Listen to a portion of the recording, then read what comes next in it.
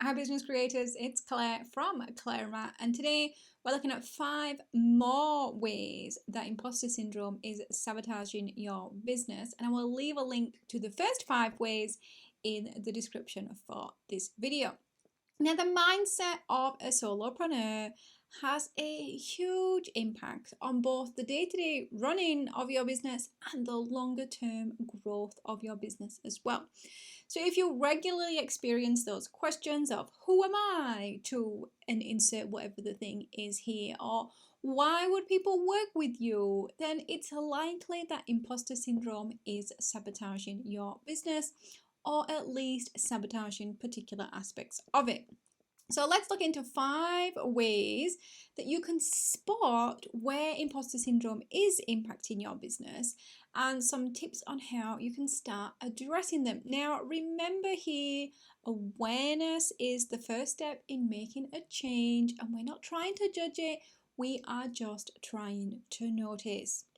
So the first area this comes up where your imposter sabotages you is in disregarding your skills and experience and all the things you bring. So when was the last time you gave yourself a performance review, or you inventoried the skills, experiences, gifts, talents, attributes, abilities, capabilities, whatever you want to call them? When was the last time you inventoried what you bring to your current service or creation? Now, I'm going to guess it's probably not been for a while, but having an accurate and objective picture on what you bring not only helps you to see where you can improve, but it also helps to show, to highlight the value you bring to your services. Now, for me, the best way to address your imposter questions, the who am I to, or why would people buy from me, is to answer those questions. Write out a list of your experiences, of the reasons you're able to help people, of the ways you can help people, and what you bring to the table. Now, I challenge you to fill a sheet of A4 paper and be creative. It's not just direct experience, life experience, life skills, all the skills, because there are so many of those that you have already that are valuable in what you do. Now, the second area, the second sabotage, is chasing more and more and more qualifications. Now, this is closely related to overlooking your skills and experience, but we also can overlook the qualifications we have and thinking you need another qualification or another modality to succeed. Now, knowledge and practice is not a bad thing, but putting it between you and success is clearly not helpful, because I am fairly sure you can help people now. Not everybody needs a thrice degreed qualified chief financial officer with 5 professional charterships and a doctorate in the economics of monetary based markets. More often, we actually need somebody to explain things in a way we understand, in a language we understand, and at a level we can understand. We need to see the next few steps and for them to seem and to feel achievable. We don't need to know how to handle a multi-7-figure business when we've not even made $10,000 a month. We need to see those next few steps, not every single step. Now, I'm not suggesting at all you claim affiliations or qualifications that you don't have. Instead, my challenge to you is to figure out how to help people with what you already know, because there are people who need that help. The third area imposter sabotages your business is in a comparison. Now, I think comparing ourselves to others is a driving factor in both needing to know more, disregarding our experience, and needing to have more qualifications, or thinking that we do. And I think that comparing ourselves to others is totally natural and can actually be quite insightful. You can see what you might want to improve over time. You can see what other people with similar experience or similar backgrounds have achieved and what is possible. But we want to be using it for inspiration, not for self-judgment. Because we need to remember each of us is on our own path. Now, it may seem that person or those people have what you want, but I'm going to suggest their business is based on their skills, their experience, their qualifications, their values, their desires. They're not based on yours. It's going to be based on their audience and their ideal client, their specialist interest area, and their mindset, not yours. So we can use comparison to see where we can go, but we don't have to measure ourselves against it. We can actually just measure ourselves against our own progress. So the fourth area is following up. Now, if you're in a service-based business, it's likely you're going to have people express an interest in working with you, but not purchase immediately. That's totally normal, totally natural.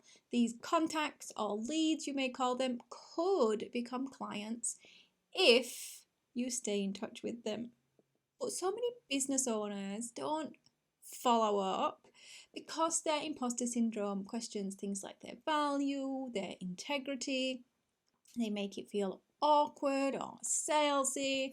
So we end up resisting and avoiding keeping in touch with potential clients. Now, I'm going to say the mindset shift around this is that checking in with past clients, with potential clients, and even current clients that haven't booked that next session can be a service when it's done with a genuine intention. If you think about it, the people you're getting in touch with, they had an issue that you could help them to resolve, and they were interested in the outcomes you offer. So your follow-ups, your emails or messages can be reminders. They can even be accountability to help them continue working on the outcome. And that could be with your help or without your help too. If you respect when people close the conversation, if you keep the conversation about them and you don't turn this into a spam fest, then it can be genuine and it can be connected. So the last area we're going to talk about today, where imposter sabotages your business, is in spending. Now, imposter syndrome can impact business and personal spending in generally one of two ways.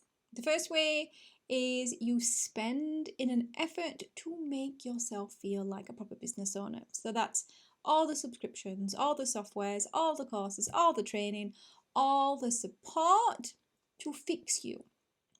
Or you go the other way, you don't spend at all because you're not a proper business owner. This isn't a proper business. So spending is ridiculous, getting help is wasteful, and you should just make do with what you have. Now, neither extreme is desirable, though when you're at one extreme, the other extreme often does seem like the grass is greener. But here, what's useful is an objective cost and benefit analysis, and I have a bit of an extended cost and benefit analysis. So think about what will it literally cost in time, energy, and money, and what else could you do with that time, energy, and money? Like, could you invest that money in something else? Could you use it in your personal life? Could you save it or invest it? What else could you do with that time? If this thing is gonna take, it's a course, it's going to take 2 hours a week, what else could you do with that 2 hours a week? Secondly, you need to look at what is the benefit of buying the thing. Is it going to save you time? Is it going to save you energy or mental capacity? Is it going to save you money in the long run? This is possible with purchases. And how will buying the thing help you to progress? And then the third aspect is, what is the cost of not buying the thing? How will not getting it hold you back? Because there's benefits, but then there's also what happens if you don't get the thing. So, my experience, I have all 5 of these impacts, these sabotages. I held back from helping people with imposter because who am I to do that? And I have considered additional coaching qualifications so many times. I now see so many other people helping with imposter, helping with visibility, and I have to actively avoid comparing myself to them. I think I've almost mastered the follow-ups. I have check-in Tuesday, which happens most weeks, but it is a practice. And I'm on the spend less extreme of the scale, which actually just reflects my overall money story as well. So you don't have to get all of these under control, as I said, to be successful. You don't have to get any of them under control. You don't have to master them, manage them, obliterate them. You just need to assign the right level of attention, use the insights they offer, and adjust if necessary. But you do need to keep going, keep doing those follow ups, keep paying attention to where you're bringing value, and keep your spending under control. And really finding ways to reassure your imposter that everything will be okay.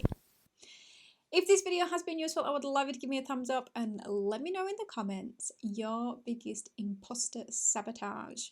And you can always subscribe for more content like this on visibility, imposter syndrome, and mindset for solopreneurs. And if you need my help to tame your imposter sabotages, then reach out for a free discovery session.